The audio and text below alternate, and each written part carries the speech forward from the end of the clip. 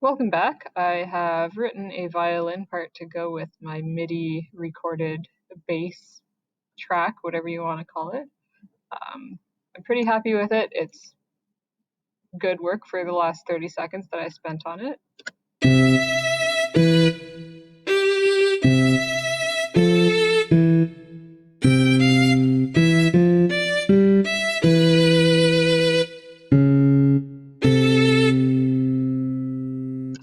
Okay, so something really simple like that. So what I'm going to do now is export this and make, just like I made the Bandlab into a Midi file, I'm now going to use Noteflight to make a Midi file.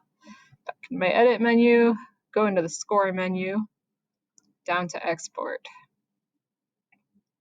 So I can export it visually as a PDF, or I can make it into a Midi file. And I'm going to make sure to check for import into another notation editor.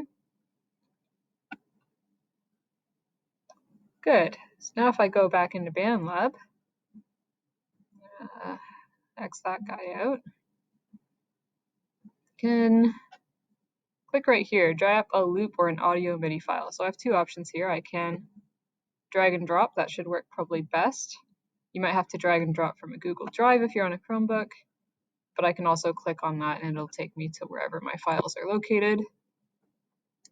So let's see. All right, cool. So the neat thing about that is that it's uploaded both parts separately here. So there is a separate track for each line as they appear on the score. And I can get rid of my original. I made some slight edits. I figured out how to get rid of that weird triplet. And it's just tightened up a little bit. I'm going to put the acoustic grand piano back up here where it belongs. And let's see what they sound like together.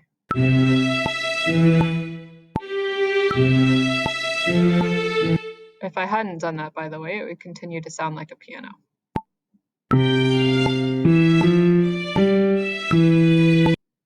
So a cool advantage of doing things this way from Noteflight into Bandlab is that you can add effects. So if I go into my original part that I recorded, or actually let's go into the violin part, I can add some effects in there, not using that menu. Effects, using the effects menu, of course. So I can either go in and add effects one by one. So maybe I want some reverb, spring reverb, why not? I can make it a little more intense, see what that does, how it affects everything.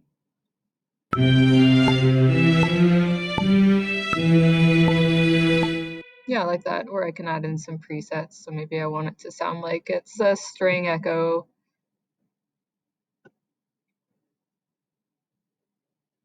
Sure, why not? So now we've got a couple of different effects on there. Let's see what they sound like. I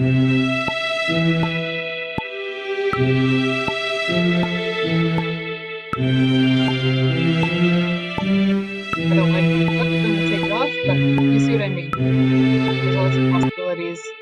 And I can also go into the Midi editor and just move everything around the same way that I could have before going into Noteflight in the first place.